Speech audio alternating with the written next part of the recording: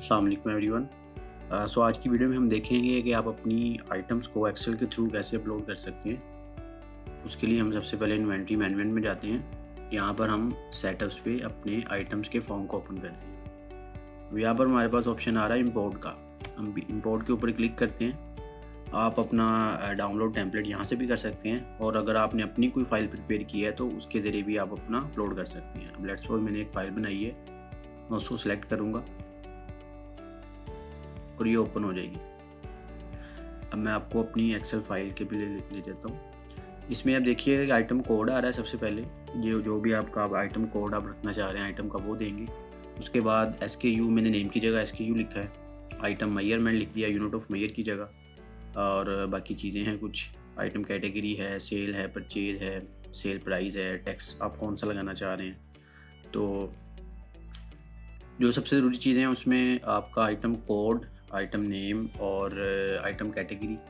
अब ये जो आइटम कैटेगरी है ये आपके सिस्टम में ऑलरेडी अवेलेबल होनी चाहिए। लाइक सिस्टम में पहले क्रिएट की हो आपने, देन एक्सेल के थ्रू आप इसको अपलोड कर सकते हैं। इसी तरह अगर आप यूनिट ऑफ मेजर है वो भी सिस्टम में अवेलेबल होना चाहिए। देन टैक्स, अगर आप कोड लगा रहे हैं कोई आइटम को तो वो भी सिस्टम में ओपन होना चाहिए, देन ही वो एक्सेल के थ्रू सिस्टम उसको पिक करता है। अब ये हमारी फ़ाइल है, इसको हमने अपलोड करते हैं। अब वो यहाँ पर हम इसको मैप करेंगे। अब लेट्स सपोज आइटम नेम है, उसने अभी कोई कॉलम सेलेक्ट नहीं किया। मैं कहता हूँ कि वो SKU जो है मेरा आइटम नेम आएगा, तो वो मैं सिलेक्ट करूँगा तो वो उसको सिलेक्ट कर लेगा।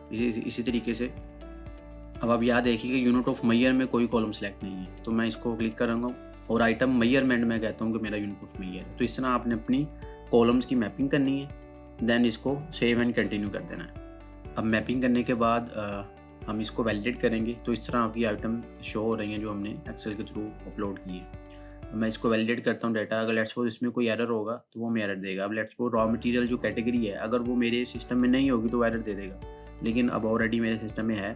अब देखते हैं कि वो एरर क्या देता है। अब देखिए उसने 29 जो आइटम्स थी वो वैलिड कर दी हैं और एक इनवैलिड की है। अब मे बी जो एक है जो हमारी इनवैलिड है उसमें कोई इशू हो। अब ये देखिए कि 26 नंबर जो आइटम है मेरी, इसमें ये जो यूनिट ऑफ मेजर है वो कह रहा है कि सेंटीमीटर जो है वो आपके सिस्टम में अवेलेबल नहीं है। तो इसके लिए हम क्या करेंगे, एडिट करते हैं। इसको एडिट करते सारी हम इसको भी पीसीस कर देते हैं और सेव चेंजेस करेंगे। अब दोबारा हम इसको वैलिडेट करते हैं, तो ये देखिए उसने 30 की 30 आइटम को वैलिडेट कर दिया। अब इसको अपलोड कर देंगे, इसको रिफ्रेश करते हैं। अब आप देख सकते हैं कि जो हमने आइटम्स बनाई थी एक्सेल में वो हमारी सभी 1 से 30 तक अपलोड हो गई। तो इस तरह हम अपनी मल्टीपल आइटम्स को इन वन गो आप इसमें अपलोड कर सकते हैं। अब लेट्स सपोज आपने ये जो फाइल बनाई है इसमें वो आपसे कोई डाटा जो है वो रॉन्गली इनपुट हो जाता है और वो सिस्टम में आ जाता है, तो उसका क्या हाल है। उसके लिए क्या करते हैं, हम सिंपली जो आइटम का कोड है एज इट इज रहने देते हैं, आइटम का नेम भी रहने देते हैं, और बाकी जो भी आपने चेंजेस करनी है उसमें वो आप चेंज करते हैं और इसी फाइल को दोबारा अपलोड करते हैं। तो सिस्टम क्या करता है, इसी फाइल के साथ मैप करता है और जो चेंजेस होंगी आइटम में वो दोबारा अपडेट कर देगा। और लेट्स सपोज मैं ये जो मैंने फाइल अपलोड की है जिसमें 30 आइटम्स थी, मैं इनको डिलीट करना चाह रहा हूँ, तो मुझे 1 बाय 1 डिलीट करनी पड़ेंगी। इसके लिए हमने सिस्टम में एक वर्किंग की है बैच आईडी की। अब बैच आईडी में क्या होता है कि जितने भी आपने एक्सेल के थ्रू अपनी आइटम्स को अपलोड किया होता है आपको वो शो करवाता है। अब जैसे अभी हमने 30 आइटम्स का एक बैच जो है वो अपलोड किया। अब मैं इसको डिलीट करना चाह रहा हूँ, तो मैं सिंपली इसको क्लिक करता हूँ और डिलीट के ऑप्शन पे चला जाता हूँ। अब अगर तो ये आइटम किसी भी ट्रांजैक्शन में यूज़ नहीं हुई तो वो सिंपली डिलीट कर देगा। अगर इनमें से कोई भी आइटम ट्रांजैक्शन में यूज़ हुई है, लाइक आपने सेल में यूज़ की है, परचेज में की है या इन्वेंटरी एडजस्टमेंट में की है, तो वो सिस्टम उसको डिलीट नहीं करेगा, क्योंकि अभी हमने न्यूली इसको अपलोड किया है। तो अभी हमने किसी भी ट्रांजैक्शन में यूज़ नहीं किया तो हम इसको डिलीट कर सकते हैं। तो मैं डिलीट परमानेंटली करूँगा, तो वो देखें उसने जो बैच ID 2 थी उसमें 30 आइटम्स थी वो उसने डिलीट कर दी। अब आप देख सकते हैं कि पहले हमारे पास 1 से ऑनवर्ड जो है वो आइटम्स आ रही थी, अब उसने 30 आइटम जो है वो डिलीट कर दी।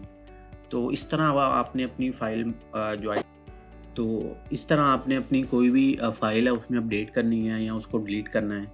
आपसे अगर कोई गलत डाटा आ जाता है सिस्टम में तो वो आप one at a one go ही उसको कर सकते हैं। तो ये था हमारा आइटम का टेम्पलेट कि किस तरह हम अपनी मल्टीपल आइटम्स को, अब लेट्स सपोज आपकी 200, 300, 500 आइटम्स हैं, तो आप एट अ टाइम उसमें चेंजेस भी कर सकते हैं और उसको अपलोड भी कर सकते हैं। So thank you very much.